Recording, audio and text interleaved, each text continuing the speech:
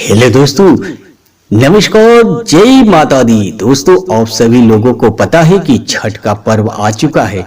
तो आज हम इस वीडियो में आपको बताएंगे छठ पूजा किन महिलाओं को नहीं रखना चाहिए, छठ पूजा के दौरान कौन सी गलती नहीं करनी चाहिए, छठ का व्रत रखते समय महिलाओं को सिंदूर लगाते समय किन बातों का ध्यान देना चाहिए।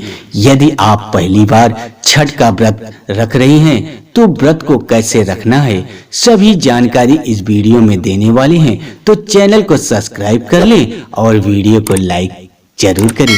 दोस्तों, छठ पूजा के पर्व में भारतवासी बहुत आस्था रखते हैं। यह व्रत संतान की लंबी आयु के लिए रखा जाता है। बता दें कि इस व्रत के लिए 36 घंटे का निर्जला व्रत रखकर पूजा की जाती है। व्रत रखने वाला हर इंसान चाहता है कि वह छठी मैया को प्रसन्न करे, इसलिए इस दौरान कुछ बातों का खास ख्याल रखने की जरूरत होती है। दरअसल व्रत रखने के कुछ नियम होते हैं जिनका पालन करना जरूरी होता है।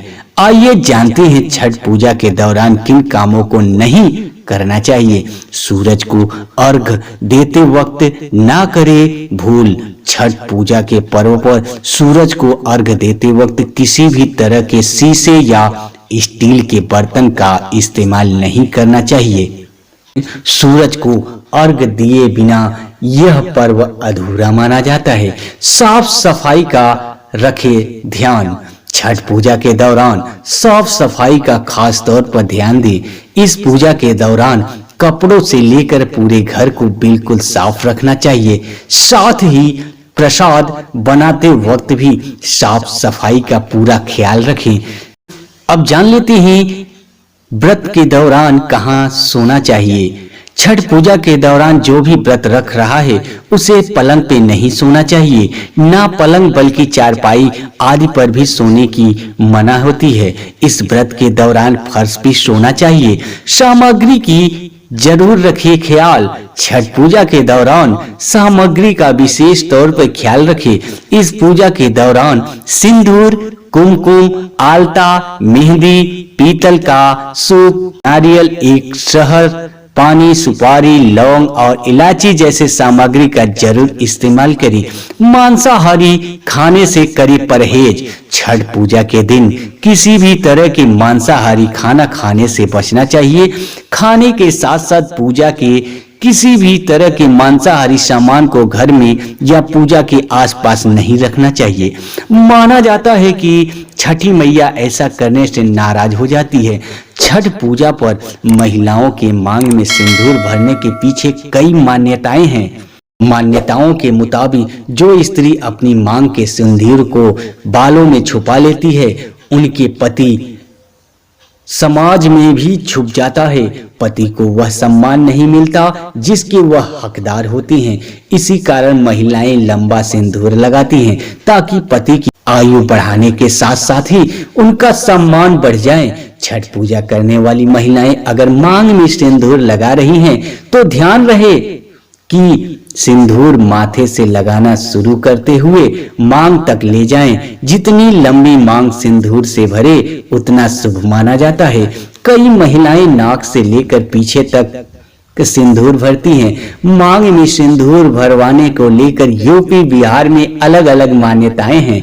मांग में सिंदूर की लंबाई पति की लंबी उम्र का प्रतीक है। महिलाएं छठ पूजा के दौरान पीला सिंदूर जरूर लगाएं। छठ के पर्व में नाक से शुरू करते हुए सिंदूर लगाएं और मांग भर सिंदूर गाढ़ा होना चाहिए। सिंदूर लगाने के लिए माचिस की तीली का इस्तेमाल कर सकती हैं। सिंदूर महिलाओं के सुहाग की निशानी होती है और पति की लंबी आयु का प्रतीक है।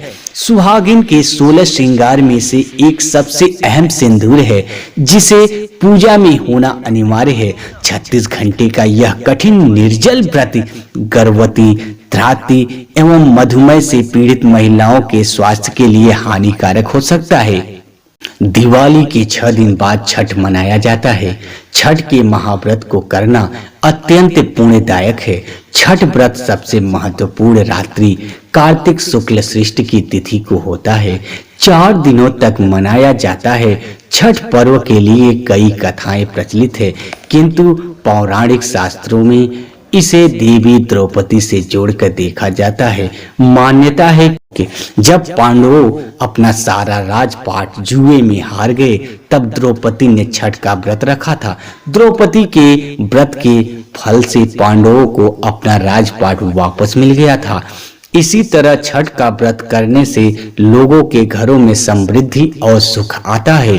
छठ मुख्य रूप से बिहार, झारखंड, उत्तर प्रदेश सहित कई क्षेत्रों में छठ का पर्व और छठ पूजा या सूर्य सृष्टि का छठ व्रत में सूर्य भगवान की पूजा होती है और धरती पर लोगों के सुख जीवन के लिए सूर्य देव के प्रति आभार व्यक्त किया जाता है। सूर्य देव को ऊर्जा और जीवन शक्ति का देवता माना जाता है, इसलिए छठ पर्व पर समृद्धि के लिए पूजा की जाती है। सूर्य की पूजा से विभिन्न बीमारियों का इलाज संभव है। सूर्य पूजा के साथ स्नान किया जाता है, इससे कुष्ठ रोग जैसे गंभीर रोग भी दूर हो जाते हैं। छठ पर्व परिवार के सदस्यों और मित्रों की लंबी आयु और समृद्धि के लिए भी मनाया जाता है। एक पौराणिक लोक कथा के अनुसार लंका विजय के बाद राम राज्य की स्थापना के दिन कार्तिक षष्ठी को भगवान राम और माता सीता ने उपवास किया और सूर्य देव की आराधना की। सप्तमी को सूर्य उदय की समय पुनः अनुष्ठान कर सूर्य देव के आशीर्वाद प्राप्त किया था। एक अन्य मान्यता के अनुसार छठ पर्व की शुरुआत महाभारत काल में हुई थी। सबसे पहले सूर्य पुत्र कर्ण ने सूर्य देव की पूजा शुरू की। कर्ण भगवान सूर्य का परम भक्त था। वह प्रतिदिन घंटों कमर तक पानी में खड़े होकर सूर्य को अर्घ्य देता था। सूर्य की कृपा से ही वह महान योद्धा बना था। आज भी छठ में अर्घदान की यही पद्धति प्रचलित है। कुछ कथाओं में पांडवों की पत्नी द्रौपदी द्वारा भी सूर्य की पूजा करने का उल्लेख है। वह अपने परिजनों के उत्तम स्वास्थ्य की कामना और लंबी उम्र के लिए नियमित सूर्य पूजा करती थी। छठ पूजा 4 दिवसीय उत्सव है। इसकी शुरुआत कार्तिक शुक्ल चतुर्थी को तथा समाप्ति शुक्ल सप्तमी को होती है। इस दौरान व्रतधारी लगातार 36 घंटे तक व्रत रखते हैं। इस दौरान भी अन्य भी ग्रहण नहीं करते। छठ पर्व पर बांस निर्मित सूप, मिट्टी के बर्तनों, गन्ने के रस, गुड़, चावल और गेहूं से निर्मित प्रसाद और सुमधुर लोकगीतों से युक्त होकर लोग जीवन की भरपूर मिठास का प्रसार करता है। यह मुख्य रूप से पूर्वी भारत के बिहार, झारखंड, पूर्वी उत्तर प्रदेश और नेपाल के तराई क्षेत्रों में मनाया जाता है। षष्ठी को मनाया जाने वाला छठ पूजा सूर्य उपासना का अनुपम लोक पर्व है। जी हाँ दोस्तों, वीडियो पसंद आई तो चैनल को सब्सक्राइब कर ले और वीडियो को लाइक कर दें। मिलते हैं अगले वीडियो में और कुछ नया सीखते हैं।